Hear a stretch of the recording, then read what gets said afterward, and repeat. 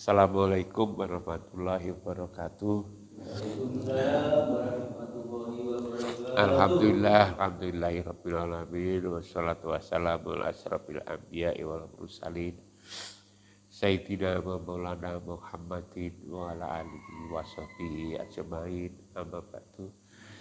Ibu-ibu, bapak-bapak, jamaah salat subuh yang insyaallah dirahmati oleh Allah.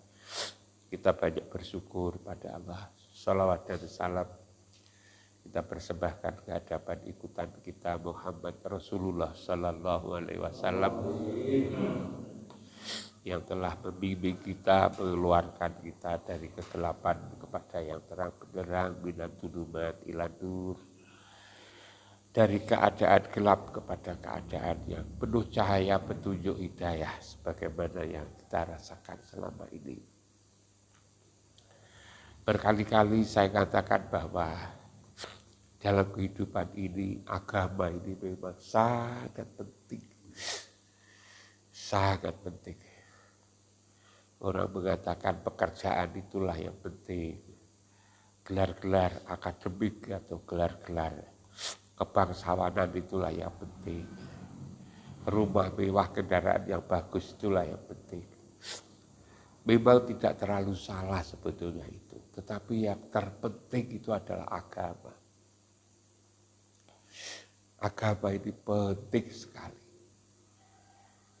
Karena itulah kalau kita pagi-pagi sudah datang ke sini bersama-sama untuk sholat berjamaah, ini memang hal yang benar, yang sangat benar.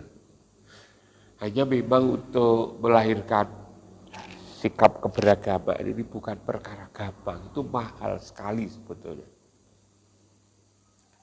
Bukan hal gampang, itu mahal sekali, sulit sekali sebetulnya. Tidak cukup lalu hanya sekedar lewat sekolahan, lewat pondok pesantren, tidak cukup. Sebab agama itu sebetulnya memang hidayah.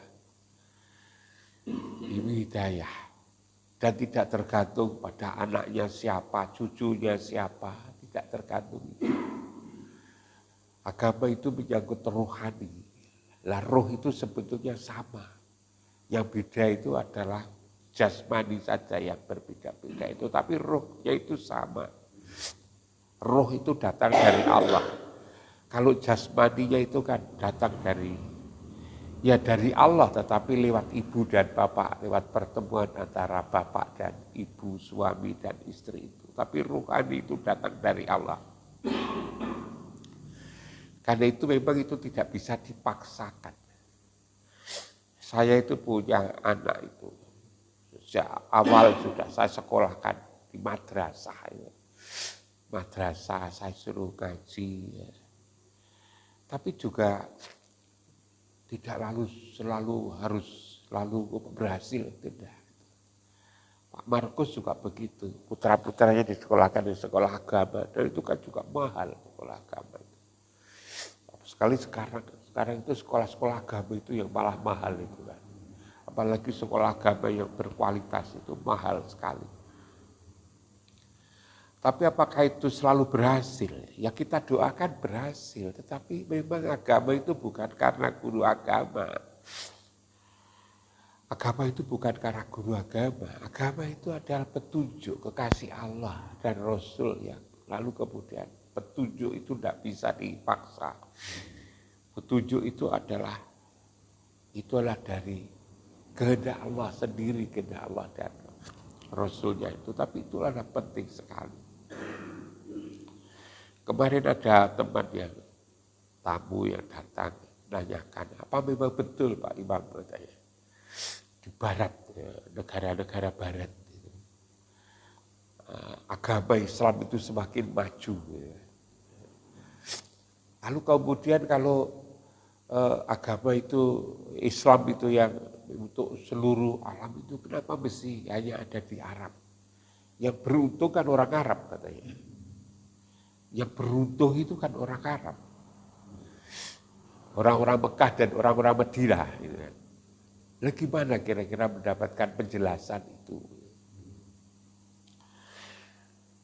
Tentang semakin ramainya agama Islam itu dipeluk di mana-mana itu. Bahkan kalau di barat itu justru orang-orang yang terdidik, para ilmuwan-ilmuwan itu, di kampus-kampus perguruan tinggi itu ada kajian-kajian Islam. Makanya orang Indonesia itu banyak ke barat itu juga ada yang lakukan kajian-kajian Islam itu di barat, walaupun di sana tidak mayoritas. Tapi sepanjang yang saya ketahui memang betul. Di Belanda misalnya, dulu masjid itu hanya belasan, tapi sekarang sudah ratusan. Di Belanda itu sudah ratusan. Di Den Haag itu kan di Belanda itu. Ada yang masjid itu bekas gereja. Dulunya gereja lalu kemudian tidak digunakan, lalu kemudian dialihfungsikan, dibeli lalu kemudian dijadikan masjid. Termasuk di Pak Prabowo Subijo dulu kan ada adiknya Pak Harto itu juga beli masjid. Kalau hikmah itu masjid itu gede banget. Dulu itu gereja di California. Itu juga begitu, ada gereja besar sekali. Itu juga begitu, dibeli. Bahkan yang membeli itu si kakak beradik, Erick Thohir dan Boy Thohir. Itu beli gereja gede. Lalu gereja gede itu dirubah menjadi masjid. Bahkan gereja itu di atas itu masih salib gede banget. Gereja itu walaupun sudah jadi masjid, di atas itu masih ada gambar salib. Gereja ada gambar salib ya di California itu. Lalu kemudian kenapa kok tidak dirubah? Untuk jaga perasaan. Barangkali masih ada orang yang begitu mencintai gereja itu. Walaupun fungsinya sudah dirubah, jangan diganti dulu lah. Kasihan orang yang mungkin sangat mencintai, lalu nanti biar tidak protes gitu ya, tidak sedih ya, tidak sedih. Apa artinya itu kan? Lambang-lambang itu ya, penting kan esensinya katanya begitu. Tapi saya sudah pernah datang di situ dan bahkan saya juga pernah ceramah di California di masjid besar yang dulu adalah gereja itu. Begitu juga di tempat lain, di Inggris, di Perancis, di Jerman. Padahal di sana kalau beragama begini berat, apalagi puasa. Puasa waktu panas. Saya pernah puasa di sana itu. Tidak seperti di sini, siangnya 12 jam, malamnya 12 jam. Saya pernah mengalami siangnya itu 20 jam. 20-21 jam. Malamnya itu hanya 3 jam, bayangkan. Kita jam begitu selesai sahur ini. Jadi 3 jam, 4 jam itu untuk buka, untuk salat Isya, untuk terawih, ini sudah subuh lagi. Betapa beratnya kayak gitu. Tapi orang banyak yang lalu masuk Islam. Menjadi beragama Islam di Eropa. Di Australia juga begitu, di Selandia Baru, di Auckland, di Wellington, bahkan di Amerika Latin, bahkan di Rusia ya, dulu agama itu dilarang. Dulu di Rusia itu agama hanya dilarang. Sekarang di Moskow itu sudah ada masjid yang bisa menampung 10.000 jamaah. Masjid kita ini hanya menampung berapa itu? 200 ya. Itu bisa menampung 10.000 jamaah. Di tengah-tengah kota.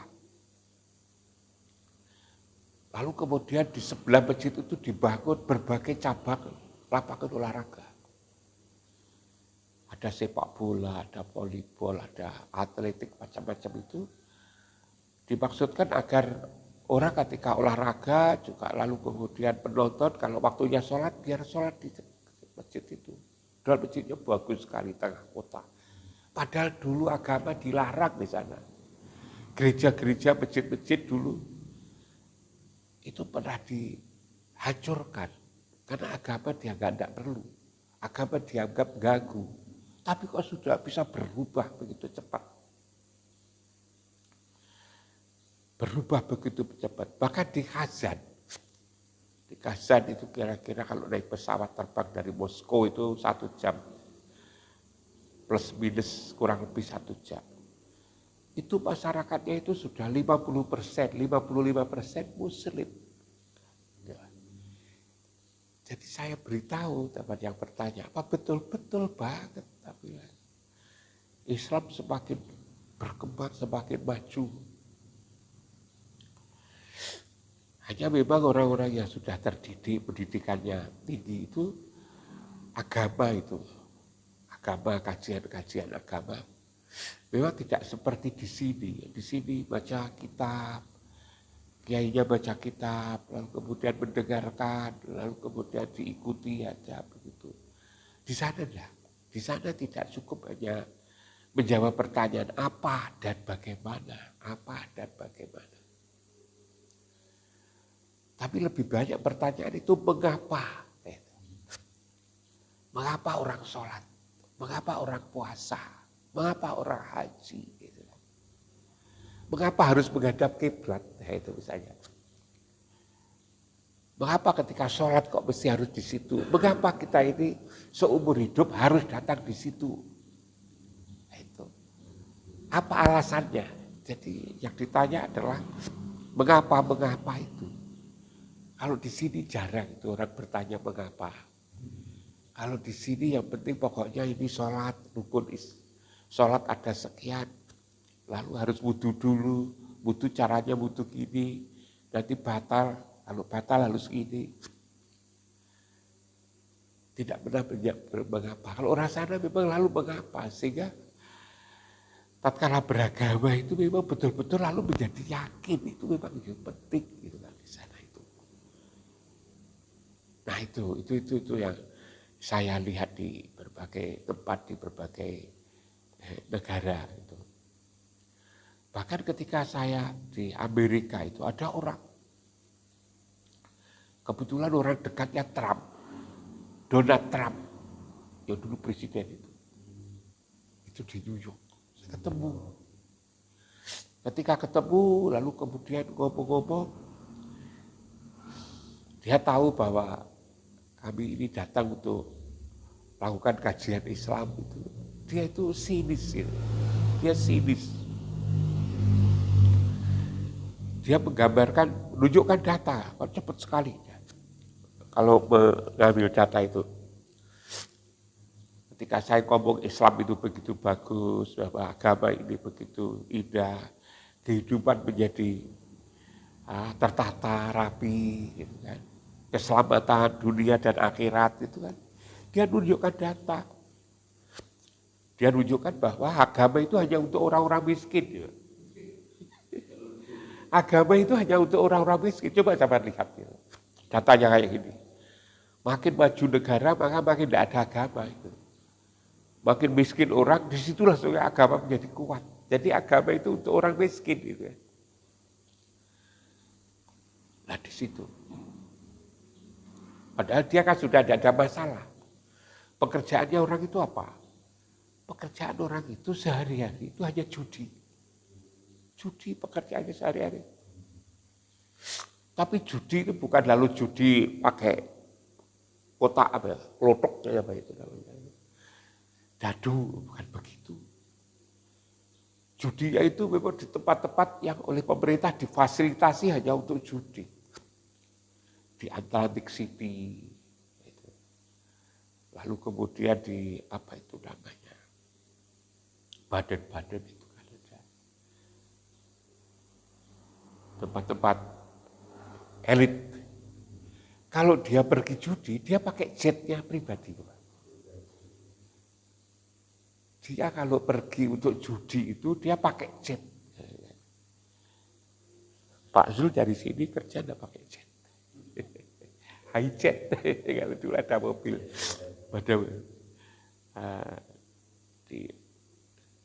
pakai jet. Kaya memang orangnya kaya, sudah memang tidak dihitung.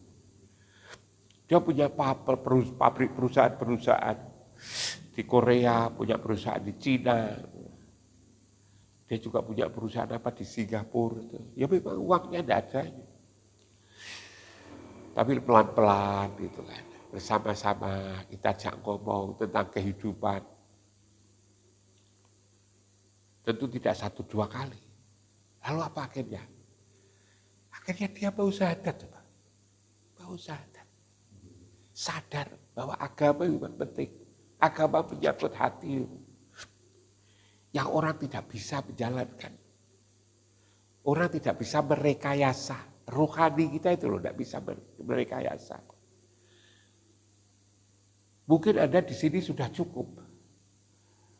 Tetapi kita nanti semua akan mati. Kalau kita itu lalu nanti mati, ada kehidupan. Anda percaya tidak bahwa nanti ada kehidupan di akhirat setelah ini? Dia percaya. Kalau kehidupan di akhirat itu Anda percaya, adakah jaminan bahwa Anda nanti akan selamat di akhirat itu? Anda sekarang kaya raya, bisakah kekayaan Anda itu bisa nolong nanti waktu di akhirat nanti? Dari dialog-dialog itu akhirnya dia mau syahadat. Setelah syahadat lalu dia senang. Sekarang saya sudah jadi anggota Islam. Sekarang saya sudah jadi member. Member itu anggota. Saya sudah jadi anggota, sudah member. Lalu menanyakan tentang orang kok banyak pergi ke Saudi Arabia, itu ada apa itu di sana? Orang pergi ke Saudi Arabia itu ada apa? Tapi lah ke sana ziarah. Di Madinah itu ada makam Rasulullah di Masjid Nabawi. Lalu kemudian kita lebih terfokus ke Mekah sebetulnya, bukan ke Madinah. Madinah hanya ziarah. Yang penting itu ada ke Mekah. Di Mekah itu ada apa? Di Mekah itu ada ini. Ada Baitullah yang ditandai dengan bangunan Ka'bah yang ada di tengah-tengah Masjidil Haram. Disitulah sebetulnya kita berasal dan kesitulah nanti kita sesungguhnya akan berhasil, akan kembali setelah kita mati ini. Saya bilang begitu. Lalu saya terangkan. Kemudian dia tanya, ketika saya sekarang sudah jadi anggota Islam, masih anggota, member, apa saya sudah boleh ke sana? Boleh. Waktu itu gimana caranya? Nanti saya antar. Waktu itu saya sanggup antar. Waktu itu kita sepakati itu bulan Maret. Waktu itu saya ke sana itu kan akhir-akhir tahun 2019. Akhir tahun, nanti Maret. Dia senang Maret ketemu di Singapura. Lalu kemudian pergi bersama-sama ke Mekah. Ternyata Maret itu ada COVID kan. Maret tahun 2020 kan ada COVID itu waktu itu. Sehingga tidak jadi. Tidak tahu apakah orang itu masih Muslim atau tidak gitu kan. Jadi, tapi saya pesan sama teman-teman di sana bahwa ada orang seperti ini yang dia senang. Jadi ada gerakan santri menjadi Muslim di berbagai belahan dunia ini. Ini bisa jadi sebetulnya kalau ini berkembang terus, Islam sebetulnya nanti akan menjadi agama yang paling banyak dianut di dunia ini. Saya bayangkan di Rusia saja, ya Rusia yang dulu membenci agama. Di Kazan itu sudah 55% Muslim. Bahkan lalu kemudian ketika saya menjadi rektor dulu, saya perkenalkan Islam. Kan ada dulu waktu itu titip. Ada beberapa kampus itu titip muridnya 1, 2, 3, 5. Pertama kali 5 titip sekolahkan ke sini.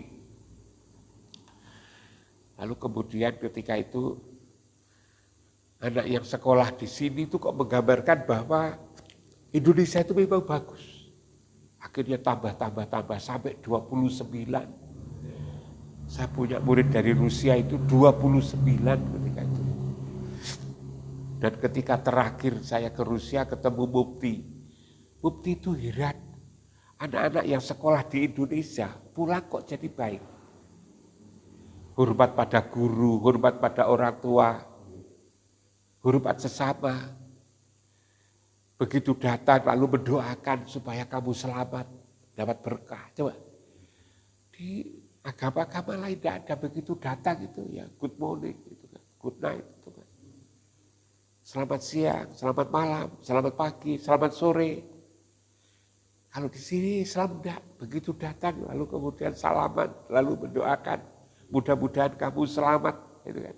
Mudah-mudahan kau selamat, mendapat berkah. Gitu. Mereka tertarik menjadi Islam itu. Lalu kemudian pertanyaan yang kedua. Yang untung kalau kita ini pusatnya ada di Mekah kan hanya orang Mekah. Orang Mekah, orang Madinah, orang Arab nanti kan masuk surga semua katanya. Sementara itu kita ini jauh dari Mekah. Tapi lah agama itu sebetulnya adalah wilayahnya ruhani. Tidak jasmani. Kalau rohani itu tidak ada jarak. Kamu sekarang itu ada di sini. Kamu bisa mengingat waktu kecil dulu. Sebelum sekolah di perguruan tinggi. Coba kamu ingat. Artinya kalau ingatan, kalau rohani kan ingat tanpa jarak waktu. Ketika dia masih kecil aja bisa diingat. Saya sedang di New York sekarang ini misalnya. Saya bisa lihat kok rumah saya di Indonesia.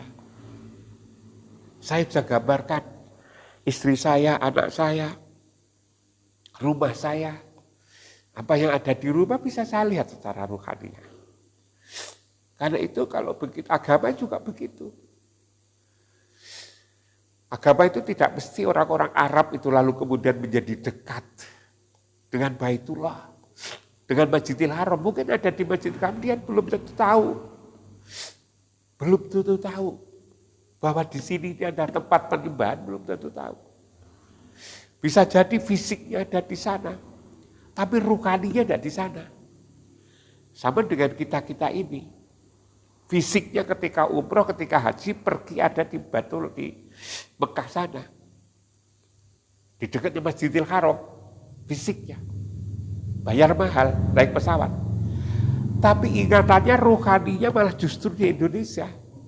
Ketika di Indonesia, fisiknya, tubuhnya, kita bisa membayangkan itu. Ingatan kita ada di Masjidil Haram. Tapi ketika di Masjidil Haram, ingatan kita tidak di situ. Ingatannya malah belajar. Pulang nanti berapa, kormanya di bawah, itu kan. Jadi oleh-oleh yang dipikir. Oleh-oleh. Korma yang dipikir. Di sana yang dipikir kormanya. Bukan di sana menghadap bertemu Rasulullah yang ada di Baitullah di situ. Bukan seperti itu. Bahkan ketika tawaf pun juga begitu. Ketika tawaf pun tidak ingat bahwa itu adalah diundang oleh orang yang dicintai oleh Allah. Ketemu Rasulullah di Baitullah. Tetapi ketika tawaf itu lalu foto-foto, selfie. Ketika tawaf selfie. Gambarannya ketika pulang nanti bisa diperbesar lalu dipasang di rumahnya masing-masing gitu kan. Lah coba. Jadi kalau hati kayak gini ini jauh bisa dekat, dekat bisa jauh. Jadi belum tentu kalau orang Arab itu lalu kemudian pasti dekat dengan di tempat itu, belum. Kalau fisiknya iya, tapi agama tidak lihat fisik. Agama itu yang dilihat adalah rohaninya yang dilihat itu. Bukan tubuhnya. Yang diperbaiki itu adalah rohaninya lah yang disambungkan dengan Rasulullah, dengan Allah, dan Rasul itu adalah rohaninya itu. Kalau tubuhnya sudah memang tidak mungkin. Bagaimana tubuh kita bertubuh? Karena itu kan juga saya berkali-kali saya Ingatkan pada ibu dan bapak-bapak sekalian, innallaha la yanzuru ila suwarikum wala ajsamikum walakin yanzuru ila qulubikum. Hati yang dilihat itu adalah hati. Nah di situ apa ada keterangan bahwa memang menyembah itu harus di situ? Kok itu khusus banget gitu kan? Saya lalu katakan, ada salah satu surat itu, surat An-Naml ayat 97 itu katakan, innama umirtu an a'buda rabba hadhil baldatil ladzi harramaha wa lahu kullu syai' wa umirtu an akuna minal muslimin. Dikatakan bahwa aku hanya diperintah menyembah Tuhan di negeri ini, di tempat yang mulia ini. Jadi kita memang di ayat ini kita diperintah sebetulnya untuk menyembah. Di dunia ini ada tempat persembahan. Kalau begitu kan beda-beda ya. Ada perbedaan, diskriminasi memang iya ada. Diskriminasi, membeda-bedakan itu iya, tempat pun berbeda. Ada perbedaan itu, dibedakan itu. Ada tempat-tempat yang abdal, ada tempat-tempat yang tidak abdal. Ada tempat-tempat yang mulia, ada tempat-tempat yang tidak mulia. Maka lalu kemudian ada tanah haram. Di Mekah maupun juga di Madinah itu ada tanah haram. Tanah mulia.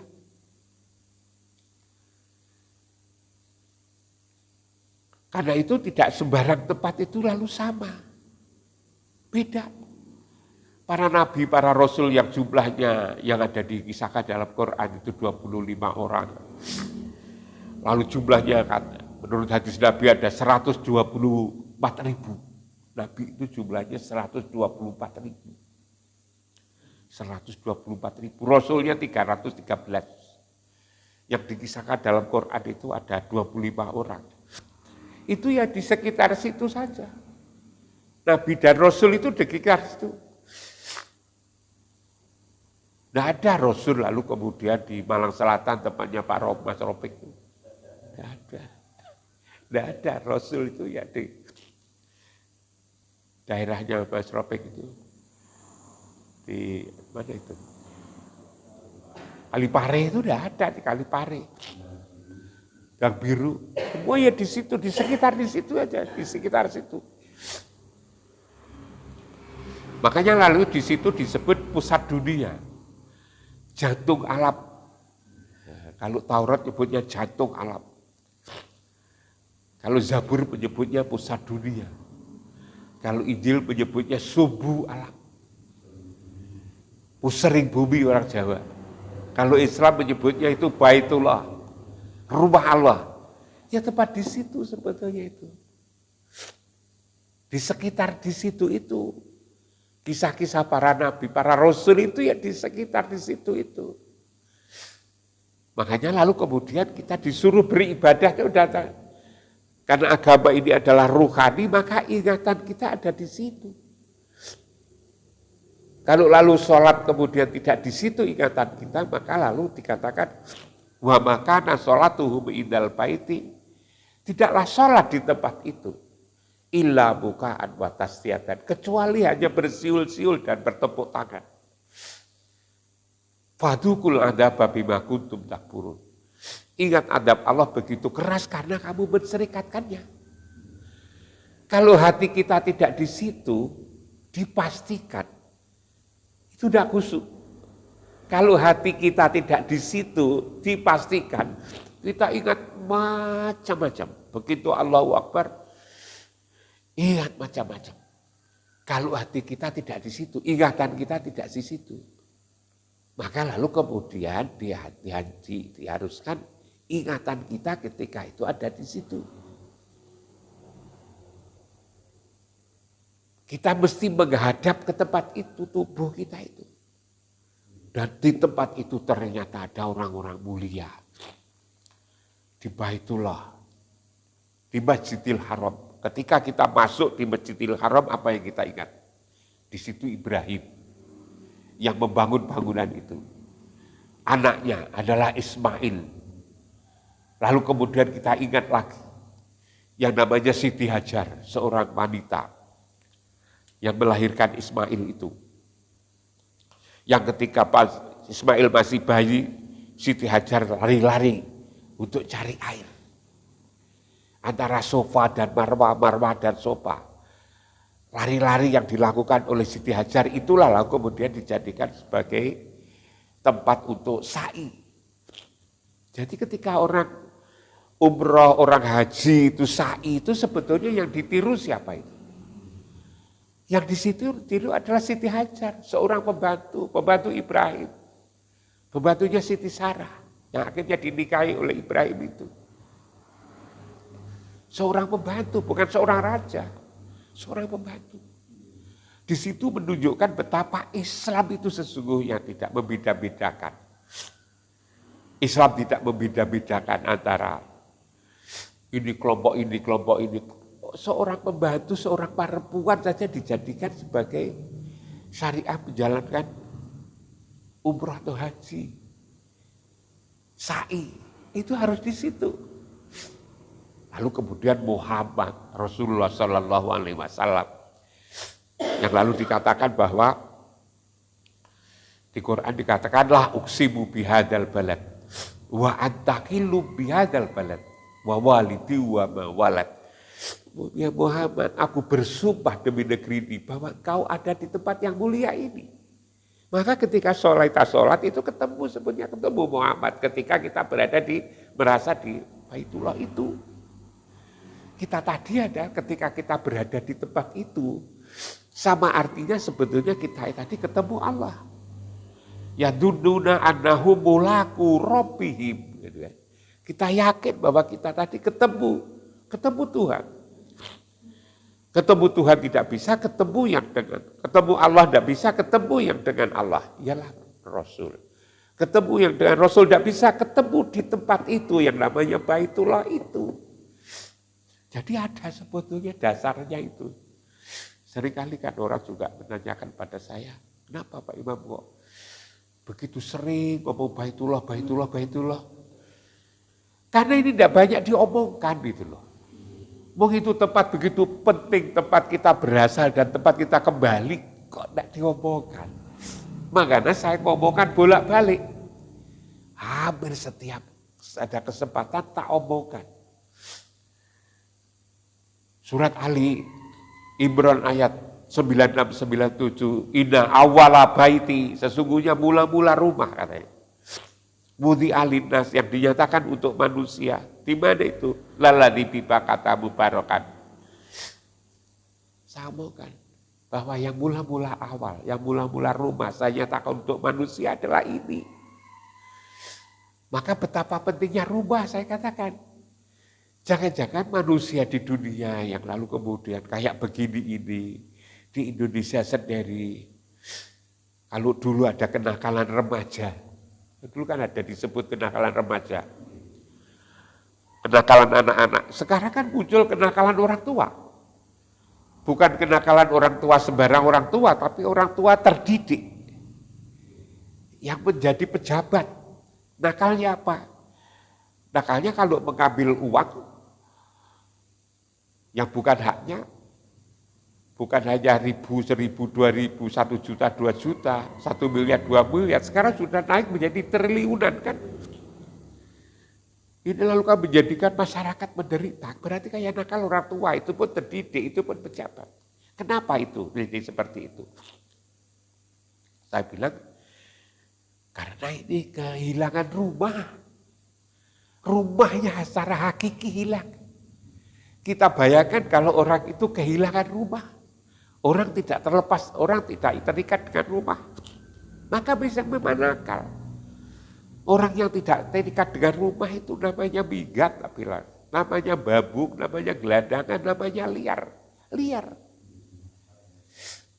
Orang liar itu sudah, apa saja yang liar itu jelek, apa saja yang liar itu lalu membahayakan. Kucing liar, babi liar, anjing liar saja membahayakan, apalagi manusia liar. Nah liar di sini dalam pengertian agama adalah rohani. Liar jasmani saja susah diurus. Kita tidak akan mungkin ahli pendidikan seperti apa saja kalau disuruh untuk mendidik anak gelandangan kan susah. Udahlah profesor-profesor ahli pendidikan disuruh didik anak yang di perempatan jalan itu. Oh bapaknya, ibunya, bapaknya tidak sanggup kok. Guru juga tidak sanggup itu. Dulu ada dikasih penampungan, ditampung, dipaksa, diletakkan satu tempat. Tapi nanti kalau lain aja minggat lagi. Karena memang hatinya sudah tidak terikat dengan rumah. Nah, orang yang tidak terikat dengan rumah fisik saja, itu sebutan jelek, apalagi tidak terpapar namanya. Tidak ingat rumah ruhani. Ruhaninya tidak ada di rumah. Secara ruhani lalu kemudian orang liar, orang minggat. Otomatis lalu kemudian diomongi sulit, dijak ke masjid juga susah, dijak sholat jamaah juga sulitnya bukan main. Itu karena memang hatinya sudah tidak di rumah lagi. Hatinya liar. Secara fisik ada di rumah, tetapi secara ruhani dia liar. Gitu kan. Orang liar kayak begini. Makanya agama itu sebetulnya mengingatkan rumah. Yang rumah ini sekarang sudah hilang, rumah ruhani ini. Diajak mereka menghadap ke rumah. Menghadap rumah ruhani, ialah Baitullah itu. Tapi Baitullah sudah dilupakan. Lupa rumah. Umat di akhir zaman itu lupa rumah. Umat di akhir zaman itu sebenarnya manusia di akhir zaman itu lupa akan rumahnya. Padahal kita berasal dari situ, kita terpari, kita disebarkan ke seluruh dunia ini, nanti diharapkan untuk kembali ke tempat ini. Tapi ngerti bahwa dia dari sini aja tidak, apalagi nanti kembali. Ngerti bahwa kita ini manusia itu dari sini saja tidak, apalagi nanti lalu kemudian kembali. Sehingga ketika kita ada di dunia ini, kita juga kegelapan. Begitu sekolah yang diniati adalah bagaimana agar nanti bisa dapat pekerjaan yang hasilnya banyak. Mendapat jabatan yang penting, dihargai orang. Lupa bahwa di sini ini kita adalah hanya mengembara aja, yang nanti suatu saat akan kembali. Akhirnya ketika mengembara itu sibuk dengan urusan-urusan di tempat pengembaraan, lupa bahwa suatu saat nanti akan kembali. Nah ini, Bapak-bapak sekalian, bahwa Islam tadi saya katakan pertanyaan pertama semakin dikenal, semakin menarik banyak orang di negara-negara maju yang tadi saya contohkan, baik itu di Eropa, di Amerika Latin, di Australia, Selandia Baru, di Rusia, di negara-negara Arab. Ya kebetulan saja saya lalu beruntung bisa datang ke tempat-tempat yang seperti itu. Sehingga ketika ditanya gimana sesungguhnya itu, saya bisa memberikan contoh-contoh. Lalu kenapa kok diskriminasi Arab? Bukan diskriminasi sebetulnya.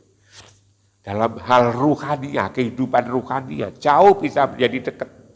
Kita orang Indonesia begini selalu ingat gimana kapan kita ini bisa umroh, bisa haji, kan hatinya dekat ini. Walaupun setelah di sana kita lupa sini. Kita lupa sana, bahkan lupa sini. Yang dekat sana belum tentu gitu kan. Yang dekat bisa jauh, yang jauh bisa dekat. Kalau ruhani gitu. Saudara-saudara yang tempatnya berjauhan malah dekat. Saudara-saudara sedulur kita yang tetangga itu malah jauh. Bisa jadi dulur-dulur kita yang dekat itu malah tidak saling saban sinaban. Tidak saling paham. Tapi yang jauh itu selalu diingat. Ya seperti itu barangkali kalau diupamakan itu. Kita jauh dari Baitullah tapi selalu ingat Baitullah. Orang yang dekat dengan Masjidil Haram belum tentu dia ngerti bahwa itu adalah asal dan tempat kembali. Sehingga tidak paham bahwa itu adalah rumahnya itu. Rumah kampung akhirat yang sebenar-benarnya. Apakah di situ ya memang kita tidak tahu, paling tidak Allah telah memudahkan kita. Ada simbol bahwa disitulah sebetulnya rumah Allah itu. Itulah ibu dan bapak-bapak sekalian.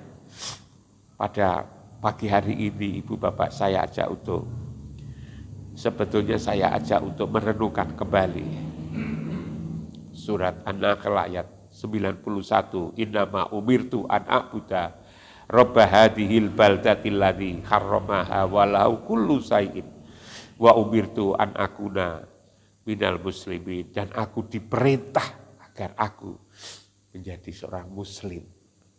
Diperintah menjadi orang muslim. Diperintah menjadi orang muslim agar tenang hatinya, berserah diri di tempat itu. Karena itulah ketika kita putaran apa itu namanya? Putaran tawaf itu, di sisi yang terakhir itu, antara rukun Yamani sama si Hajar Aswad itu, di situ doanya seragam. Robbana atina fid dunya hasanah wa fil akhirati hasanah wa qina adzabannar, di tempat itu. Disitulah sebetulnya kita tempat kembali. Disitulah dia kehidupan di dunia dan kehidupan di akhirat mendapatkan kebaikan di tempat itu. Itulah ibu dan bapak sekalian sudah terang di luar. Mudah-mudahan apa yang kita lakukan di pagi hari ini menjadikan kita semakin dekat dengan Allah. Kita semakin dicintai dan disayang oleh Allah. Selalu mendapatkan ampunan dari Allah. Dan selalu kita menjadi diakui sebagai umat Muhammad yang nanti masuk surganya. Selama 1 bulan tiap pagi saya ngaji. Manakala di situ ada hal-hal yang baik, gitu. Tentu yang baik itu adalah dari Allah. Manakala itu salah itu dari saya sendiri ya, karena keterbatasan saya. Memang saya sebetulnya dari sisi agama ini sangat terbatas sebetulnya. Kalau nunggu pinternya, nunggu penguasaan yang luas, nanti jangan-jangan sampai mati tidak luas. Bahwa memang kita disuruh untuk saling musyawarah, saling mengingatkan tentang kebenaran dan kesabaran ini. Itulah yang saya lakukan. Karena itu manakala ada kekeliruan saya, mohon maaf yang sebesar-besarnya. Saya akhiri, assalamualaikum warahmatullahi wabarakatuh.